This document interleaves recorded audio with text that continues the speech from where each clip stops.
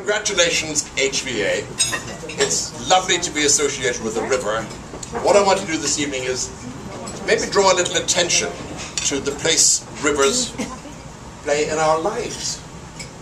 If you stop to think about it, from the time you're very small, you're aware of this unusual national feature over which we have very little control.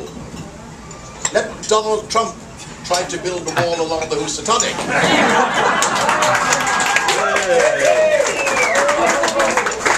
How's that working, Mr. Rump? And the fact that we have something that every day of our lives, for no fee, no cost, no extra charge, gives us that inexplicable and sometimes almost indescribable moment of delight. And we somehow never quite take it for granted, do we? And you don't take it for granted because of the work you do with it. When I was thinking about coming this evening, and Dick asked me to do something called River Words, though mind you, when I look around at the bottles and the glasses and the faces, I wonder, should it be liver words? I began to think of how much I've been involved with rivers, and it's actually been all my life. From the time I was 5 years old and able to ride a bicycle, I used to ride the mine from my house to the River Suir in County Tipperary, a wonderful salmon and trout river, which you could fish free in those days. Now I think it's $1,000 a day to fish that river. And I spent my life on the banks of that river, and it was full of stories. There were, of course, river monsters, because there were ancient legends there. There was a drowning nearby of a local boy, and that, of course, became a huge event in my childhood.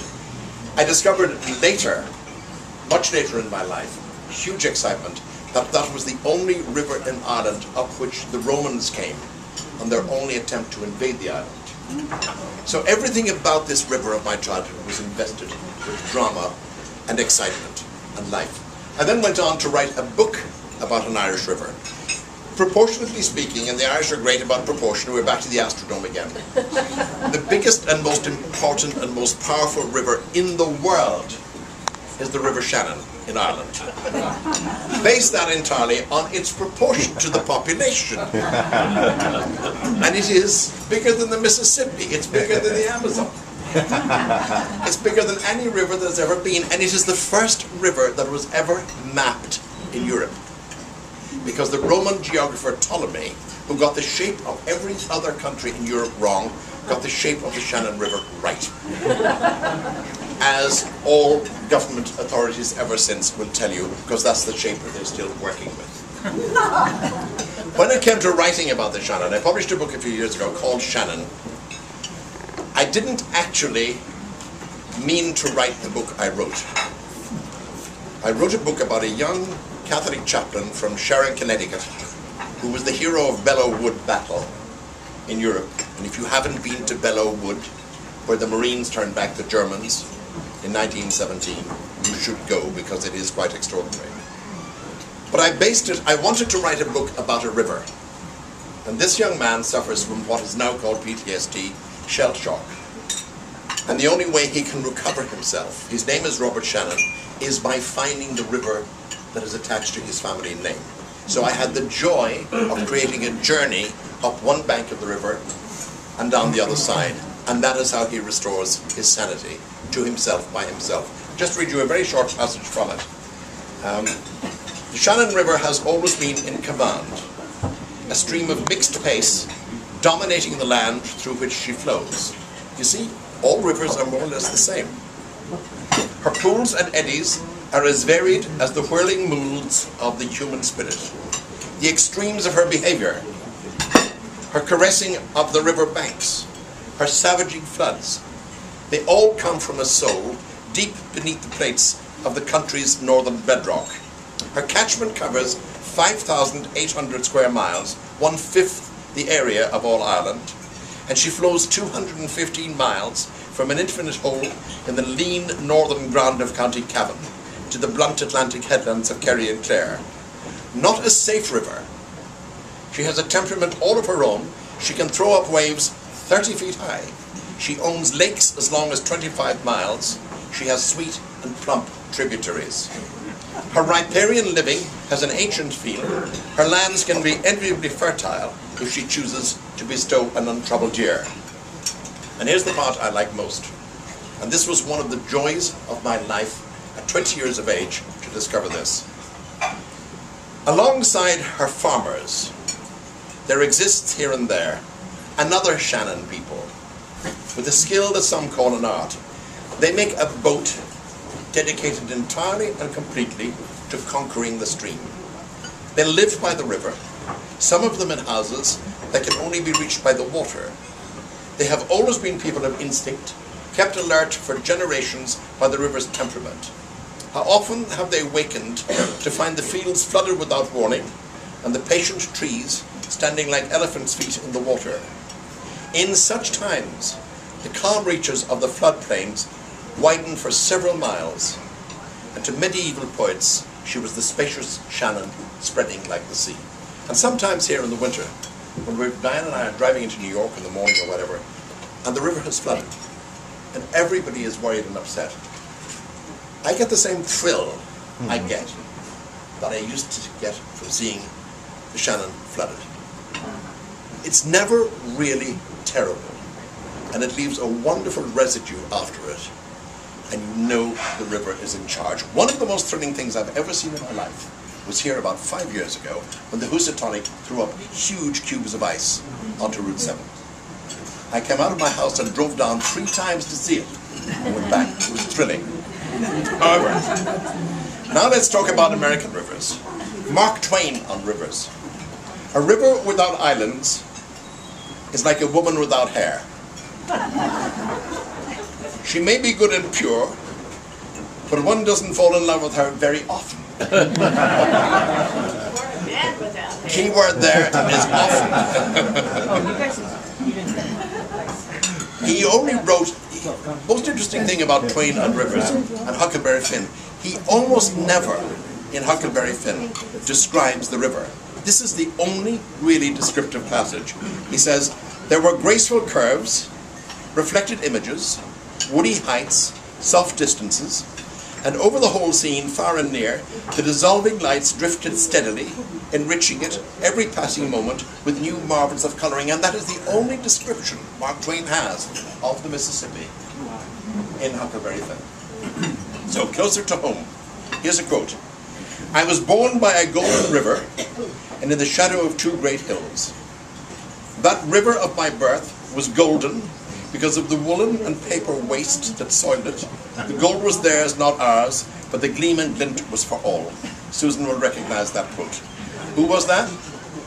You will know him if you have grilled cheese sandwiches in Matt Rubinar's place in Great Barrington, because this man's portrait is on the wall by the cafe at the back. It's W.E.B. Du Bois, who gave this speech at Searles High School in July the 21st, 1930. I'm indebted to Dick Sears for this. This is what he said. In the earlier days, even before this anniversary we're celebrating in Massachusetts now, this valley must have been a magnificent sight. The beautiful mountains on either side, thickly covered with massive trees, and in the midst of it all the Housatonic River, rolling in great flood, winding here and there, and stretching now and then into lakes which are our present meadows, and so hurrying always onward toward the sea. And I think everyone, he said, would realize then and now that the river was the center of the picture. In a sense, the mountains exist for the river, and no matter how much one might climb their sides, they look back upon the river as the central beauty of the panorama. And then he goes on, and this is important to all of you. What has happened? The thing that has happened in this valley has happened in hundreds of others. The town, the whole valley, has turned its back upon the river. They have sought to get away from it. They have neglected it. They have used it as a sewer, a drain, a place for throwing their waste and their offal. Mills, homes and farms have poured their dirt and their refuse into it. Outhouses and dung heaps have lined its banks. Almost as if by miracle, some beauty still remains in places where the river, for a moment free of its enemies and tormentors, dark and exhausted under its tall trees, has sunk back to its vestiges of its former charm in great, slow, breathless curves and still murmurs. But for the most part, the Housatonic has been transformed into an ugly, disgraceful thing, he said. We have crossed it with bridges of unbelievable ugliness. We have choked the flow of its waters.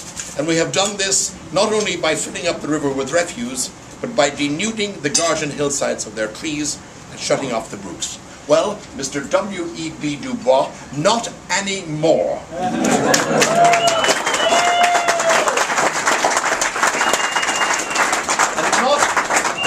Anymore, thanks to 3 letters of the alphabet in English, and the letters are HVA.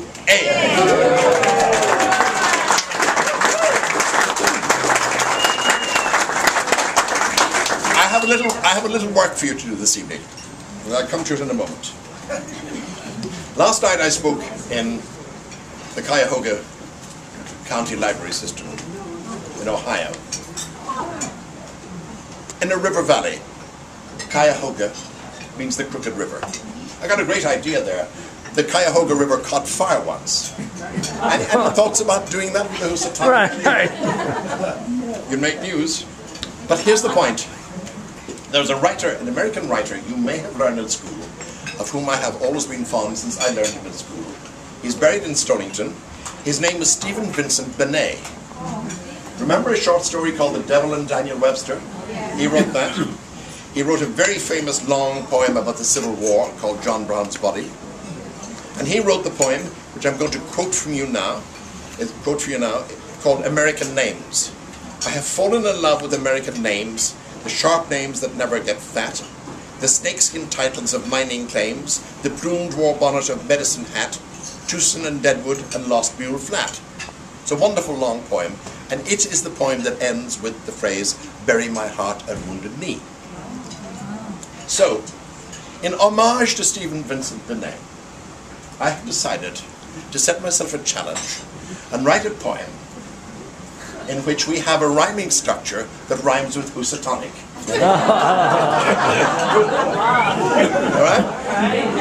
The last line of each verse is, yes, our own lovely bright Housatonic. You got that? Yeah. Repeat it. Yes, our own lovely bright Housatonic. Again? Yes, our own lovely bright Housatonic. Okay, here we go. I have fire in my chest at the names of some rivers, and a boom in my heart that is sonic. The name that produces the wildest of quivers is the name of our own Housatonic. Yes, our own lovely bright Housatonic. I know of the Hudson, which I truly admire. Its lovely long views are a tonic. But its name, it's so dull. Where's the magic, the fire that we have in the name Housatonic? Yes, our own lovely bright Housatonic. And people will boast and they'll bleat and they'll brag of Big Muddy, whose floodplains are chronic. 4 S's, 2 P's and 4 I's, what a drag compared to the word Housatonic. Yes, our own lovely bright Housatonic. Some rivers are swift and some rivers are slow, and some are just downright laconic. I try. But our lovely stream, she knows just how to go, because she's the great Housatonic. Yes, our lovely bright Housatonic. Now you're asking yourselves, well, how much more time? Perhaps you're a little sardonic. You're asking how often more will he rhyme with that egregious word Housatonic? Yes, our lovely bright Housatonic. My answer is straightforward.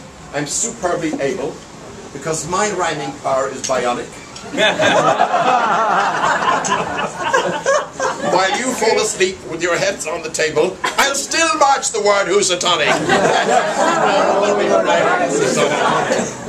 But that would demolish tonight's lovely mood and just make me seem histrionic. I can tell that you're tiring, and that isn't good.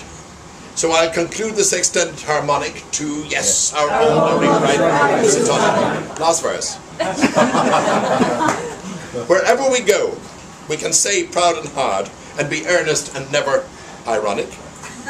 We live by our river, we love and we guard, yes, our own lovely bright Housatonic. Yes, our own lovely bright Housatonic. Thank you.